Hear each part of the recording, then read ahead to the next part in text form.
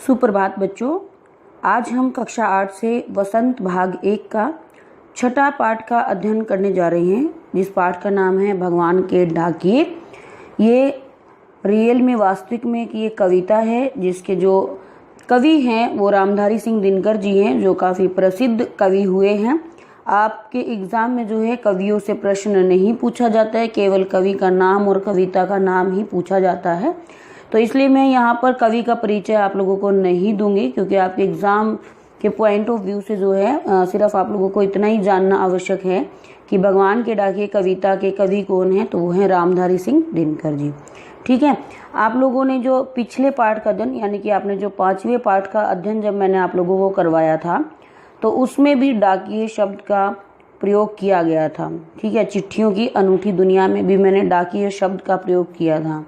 तो आप लोग पिछले पाठ से अपने इस कविता से अपने आप को जोड़ सकते हैं कि डाकिए शब्द का यहाँ पे अर्थ क्या होगा। आप लोग सोच सकते हैं बच्चों कि जो हमारे तक चिट्ठी पहुँचाते हैं उस व्यक्ति को, यानी पोस्टमैन को क्या कहा जाता है, डाकिया कहा जाता है। जैसे आप लोगों को यहाँ पर भी ज्वाइनिंग लेटर, ईमेल, बहुत सारी चीज़ें जो होती हैं वो पोस्टमैन लेकर आता है, या ग्रीटिंग कार्ड भी कभी कभी लेकर आता है, उसी को डाकिया बोला जाता है।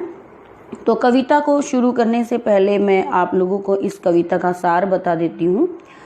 इस कविता में कवि ने पक्षियों और बादलों को भगवान के डाकिए माना है, और ये कहना चाहा है कि यही है जो मुक्त भाव से एक स्थान से दूसरे स्थान पर जाते हैं, ये ईश्वर के संदेश वाहक होते हैं।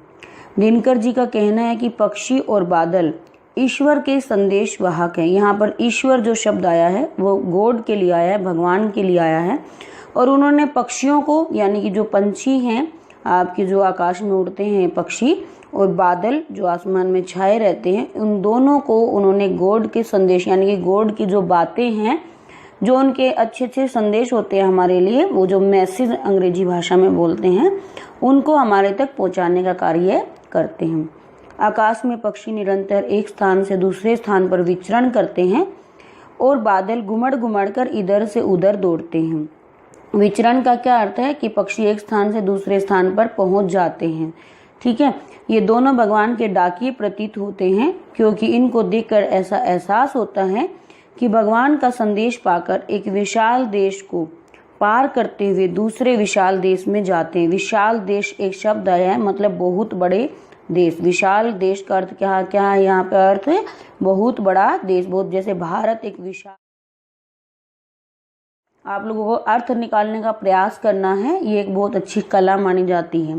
ठीक है, पक्षी और बादल ये भगवान के डाकिए हैं, जो एक महादेश से दूसरे महादेश को जाते हैं। हम तो समझ नहीं पाते हैं, मगर उनकी लाई चिट्ठियाँ पेड़ पौधे पानी और पहाड़ बाँचते हैं। यहाँ पर कवि क्या कह रहे हैं, पक्षी और बादल ये भगवान के डाकिए हैं। जो पंछी हैं जो आकाश में उड़ते हैं, खग है, पक्षी के पर्यायवाची शब्द होते हैं कई, तो उसमें खग भी एक शब्द होता है, पक्षी होता है, पंछी होता है, परिंदा होता है। ठीक है, ऐसे ही शब्द बादल, पंछी और बादल यहाँ पे, ठीक है, ये दोनों को ही, बादल का जो पर्यायवाची होता है वो व्योम होता है। ठीक है, तो ये दोनों ही किसके डाकिए हैं, भगवान के ये डाकिए हैं, ईश्वर के ये डाकिए हैं। क्यों डाकिए हैं, इससे अगली पंक्ति में यहाँ पे जो है लेखक कवि जो बता रहे हैं, जो एक महादेश से दूसरे महादेश को जाते हैं। यहाँ एक शब्द आया है महादेश। महादेश का अर्थ क्या होता है बच्चों, विशाल देश। ठीक है, जैसे भारत कैसा है, एक विशाल देश है। तो जैसे पंछी जो है भारत से कोई संदेश लेकर दूसरे देश, किसी दूसरे देश का नाम बताओ बच्चों, जैसे बताइए कुछ, किसी दूसरे देश का नाम, महादेश जो काफ़ी बड़ा, जैसे रूस। आप लोगों ने ज्योग्राफी में या पढ़ा होगा। तो जैसे भारत से कोई संदेश लेकर कोई पक्षी और बादल किस देश में गए, रूस में गए। ये मैंने सिर्फ आप लोगों को एक उदाहरण दिया है, विशाल। ठीक है, एक विशाल देश से दूसरे विशाल देश में भगवान के ये दोनों डाकिए, कौन कौन दोनों डाकिए, पक्षी और दोनों बादल, ये दोनों भगवान का संदेश लेकर जाते हैं। हम तो समझ नहीं पाते हैं। ये जो पंक्ति है ये किसके लिए, ये मनुष्य के लिए बोली गई है। यहाँ पर लेखक ने बोला हम तो समझ नहीं पाते हैं। हम तो अर्थ यानी कि मनुष्य जो हैं वो उनके इस संदेश को समझ नहीं पाते हैं। वो तो केवल ये समझते हैं कि जो पेड़ पौधे हैं उनमें कोई जान नहीं है, नदियों में कोई जान नहीं है, लेकिन मगर उनकी लाई चिट्ठियाँ, लेकिन जो ये पक्षी और जो बादल, चिट्ठियाँ मतलब कोई संदेश, ऐसा नहीं है कि भगवान ने कोई चिट्ठी लिखी और उनके मुंह में डाली, ऐसा नहीं है। यहाँ पर प्रतीकात्मक भाषा का प्रयोग किया गया है कि एक संदेश, जो पक्षी और बादल एक संदेश लेकर आते हैं, जिनको कौन पढ़ पाता है? पेड़ पढ़ पाते हैं, पौधे पढ़ पाते हैं, पानी, यहाँ पर नदियाँ, पहाड़ मतलब पर्वत, बड़े बड़े ऊंचे माउंटेन्स, वही बाँचते हैं, मतलब केवल वो ही उनकी भाषा को पढ़ पाते हैं, वही केवल समझ पाते हैं। आप लोगों को ये समझ में आ गया होगा पहला पैराग्राफ बच्चों। अब हमें देखना है एक